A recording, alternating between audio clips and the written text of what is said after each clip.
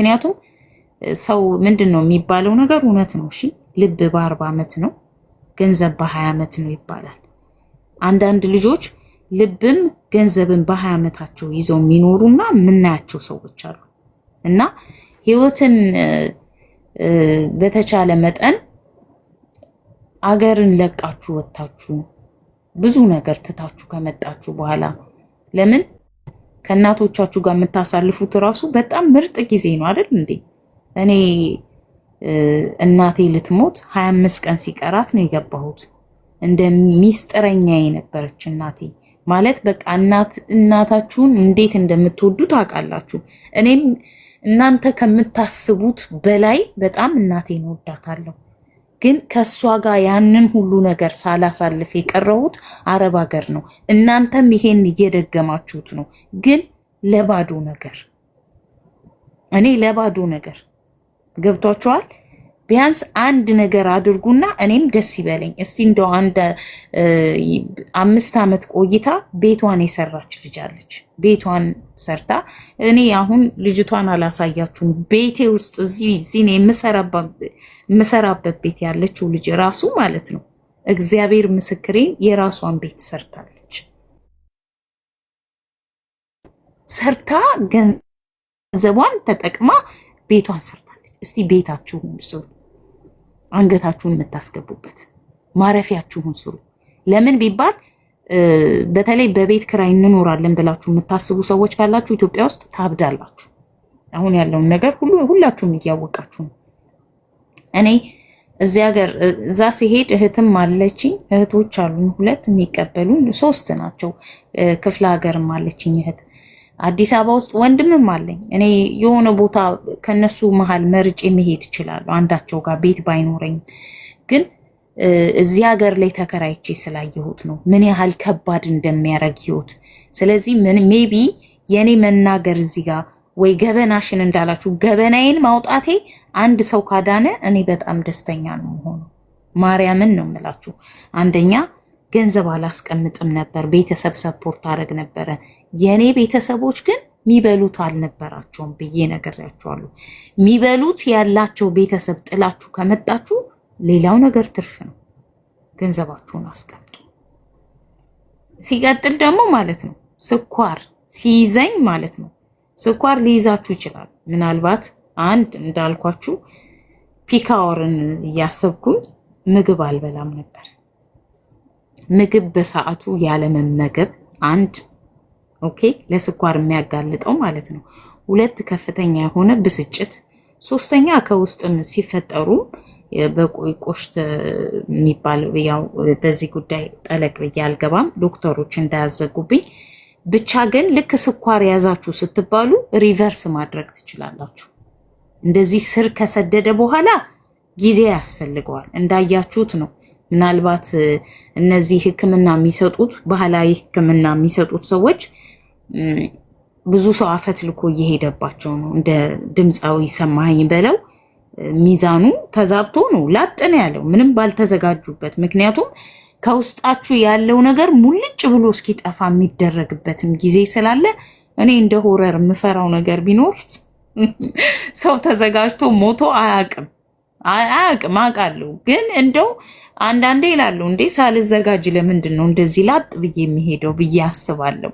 የትም ቦታ ልትሞቱ ትችላላችሁ። እኔ ግን እግዚአብሔርን ጠዋትና ማታ የምለምነው ሞቴን በሀገር ያርገው ብዬ ነው። ኢትዮጵያ ከገባው በኋላ ለምን አንድ ቀንም አይኑረኝ ችግር የለውም አስክሬኔ ከዚህ ከሚጫን ይልቅ እና ገና መጀመሪያ እንደያዛችሁ ሪቨርስ አርጉት። ስኳሩ መልሱት ትችላላችሁ። በጣም በቀላሉ ወክ በማድረግ ጣፋጭ በመቀነስ ምናምን በቃ ሲምፕሊ በጣም ባጭር ጊዜ። እኔ ግን የነገረኝ የለም።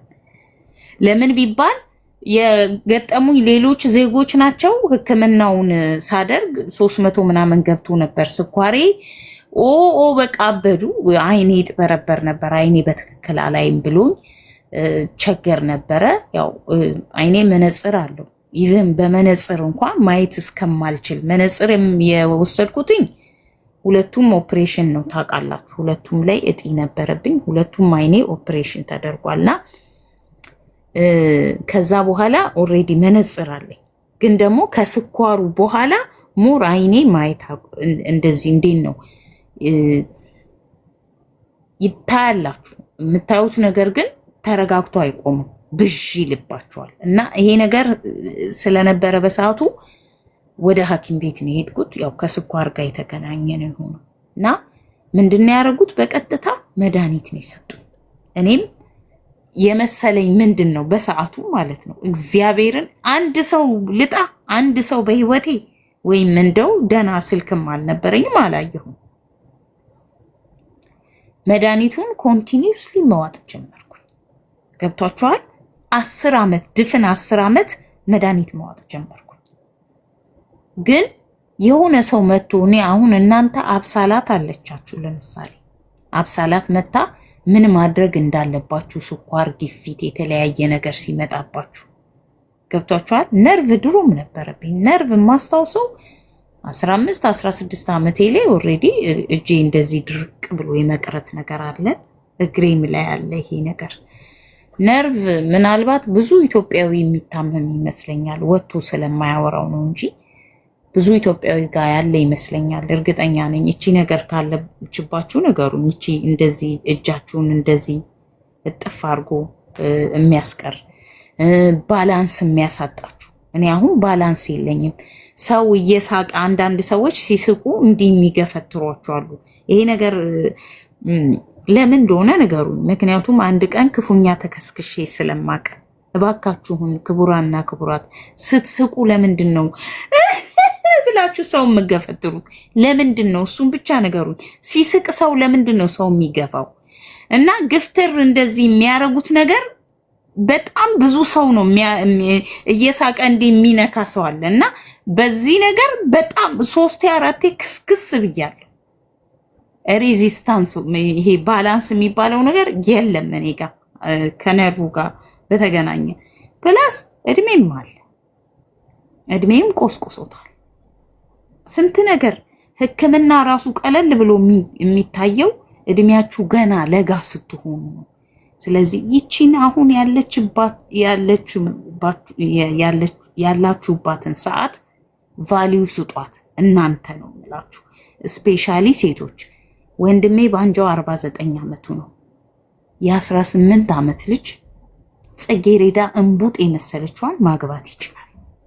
ነይኔ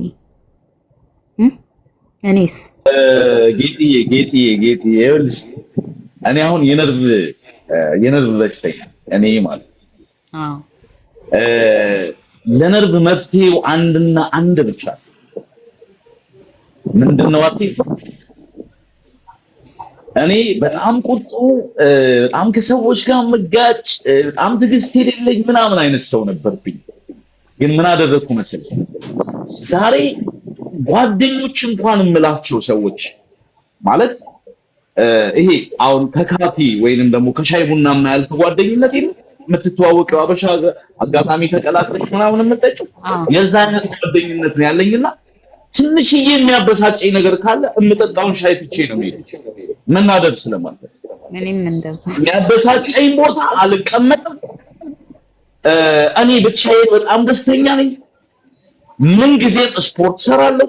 ስፖርት እንዳይለየ ተብያለሁ ዶክተር። እግዚአብሔር ይመስገን። ምናልባት እስቲ ቪዲዮ ምናልባት ከቻልኩ ልክፈት። ፊዚካሊ በዚህ ደረጃ ነው ያለው ማለት ምንም አይነት ነው የለኝም። የመጀመሪያ ልጄ አይ ቲንክ 24 ዓመትና የ17 ዓመት ልጅ አለኝ። ወንዶች ልጆች ትልልቆች ናቸው። በቃ ነርቭ የሚፈልገው ምንድነው? በአይምሮሽን ሰላም ማድረግ፣ መበሳጨት አያስፈልግም። እኔ እውነት ለመናገር እግዚአብሔር አንቺን ለታሪክ እኔም በህይወት ልኑር፣ አንቺም በህይወት ኑሪ። እግዚአብሔር አምላክ አንድ ቀን ነገሮች ተቀይረው የመጨረሻዋን ሳቅ የምትስቂበት ቀን ይሆናል ብዬ አስባለሁ። ሰዎች ዛሬ አይደል የሳቁት? ሰዎች እኮ ዛሬ ስቀው ጨርሰዋል። እንደዚህ አይነት ሰዎች መጨረሻ ላይ የሚስቁት ሳቅ አለ ብዬ ነው የማስበው። ለምን? በእግዚአብሔር ስለማምን ነው ይሄንን ለምን? ለምን ያ ተስፋ እኔ ጋርም ስላለ 10 ዓመት አንድ ሀገር ላይ ተቀምጠሽ ነው ነገር ሳታደርጊ ጊዜሽን ሉዝ ማድረግ ማለት በጣም ከባድ ነገር ነው። ግን እሱ ነው የፈቀደው። ስለዚህ እዚህም ሀገር እኔ ስመጣ በጣም በርካቶች በህይወት አልፈዋል። በርካቶችን ቀብሬያለሁ። በርካቶችን አስክሬናቸውን ከዚህ ሀገር ሸኝቻለሁ። ስለዚህ እኔ ግን እንድኖር ፈቅዶልኛል ፈቅደህልኛል አይደል? ኢትስ ኦኬ እየኖርኩ ነው እግዚአብሔር ይመስገን ብዬ አመስግኜ እየኖርኩኝ እምነግርሽ ነገር የሚያናድዱሽ ቦታዎች ላይ አትገኝ። ከራስሽ ጋር አውሪ። በተገኘችው አጋጣሚ አሁን ለምሳሌ ይሄ እጅ ምናምን ነገር ያልሽኝ ነገር የለም እንደዚህ እጅ ላይ እንዲህ የሚደረጉ ነገሮች አሉ እና ኳስ አለች መኪና ስትነጂ አጠገብሽ ላይ አድርጊ። እኔ መኪና ነዳለሁ አጠገብሽ ላይ አድርጊ። በቃ እሱን ነገር ይኸውልሽ ልክ በቃ እንዴት ብዬ ልንገርሽ እንደ መኪና ቁልፍ እጅሽ ላይ ያዡ። ስትቀመጪ ምግብ በልተሽ ስትጨርሺ የሆነ ቦታ ስትሄጂ ከሰዎች ጋር ስታወሪ አንቺ ዝም ብለሽ እጅሽን አንገታል። ያ ነው የነርቭ እንቅስቃሴ ይፈልጋል እና ያ ነው ያንን ባደረግሽበት ሁኔታ ነገሮች ሰውነትሽ ስትሮንግ እየሆኑ የእጅሽ ጡንቻዎች እየጠነከሩ ሰውነትሽ ባላንስሽ እየተስተካከለ እኔ አሁን እያደረግኩ ያለሁት ነገር ስለሆነ ገብቶሻል። እያደረግኩ ያለሁት እሱን ስለሆነ ጥሩ ፊዚካል ላይ ነው ያለሁት። ክብደት አነሳለሁ፣ ብረት ሰራለሁ። እንዳልኩሽ የሚረብሸኝ ቦታ የሚያናደኝ ቦታ አልገኝም። ያንን በማድረግ ዘመኔን እያረዘምኩ ነው ያለሁት። ሌላ አንድ ልልሽ የምፈልገው ነገር ቅድም አንቺ ባልሽው ጉዳይ ላይ እንደዚህ አሁን ከሴት ልጅ ጋር ተያይዞ መቼም ያው ሁላችን እንደምታውቂው አብዛኞቻችን እናውቃለን፣ አብዛኞቻችን አናውቅም። እኔ አንድ እህታችን ነበረች ሳውዲ አረቢያ የምትኖር ተቀጥራ ከምትሰራበት ቤት ጠፍታ ነበርና 3 ወር ላላነሰ ጊዜ እንደ ጎርፍ ደም ይፈሳት። ባለቤቱ እንዴት አድርጎ ያሳክማት? ማለትም ወረቀት የላትም ጠፍታ ነው እሱ ጋር መሰለኝ። ስለዚህ ምን ማድረግ ነበረብኝ? እቺ ልጅ ልትሞት ነው። ከዛ በኋላ በሆነ በሰው ወረቀት ምናምን ሳውዲ መታከም አይቻልም። እንድትታከም ተደረገ፣ አልተቻለም። ስለዚህ ምንድነው ማድረግ ያለብኝ? አንዳንድ ጊዜ የሆነ ሳል ላይ የምታውቂው ሰው የሆነ ሳል ላይ ይጠቅምሻል። እና እዚህ ሀገር ላይ የማውቀው ሰው ነበረ ኢትዮጵያ ኤምባሲ ውስጥ የሚሰራ። እሱን አጋጣሚ ያገኘው ለሊት ትምጣ እኔ ጋር ለሊት 5 ሰዓት አካባቢ ላይ ትነሳና እንዳትያዝ ታክሲ ይዛ ትምጣለች። ኤምባሲ ሄደች፣ ጨረሰላት። በ3ኛው ነው በ4ኛው ቀን ኢትዮጵያ ገባች። ልክ አንቺ እንዳልሽው ኦፕሬሽን አደረገች። ዛሬ በህይወት ቆማ እየሄደች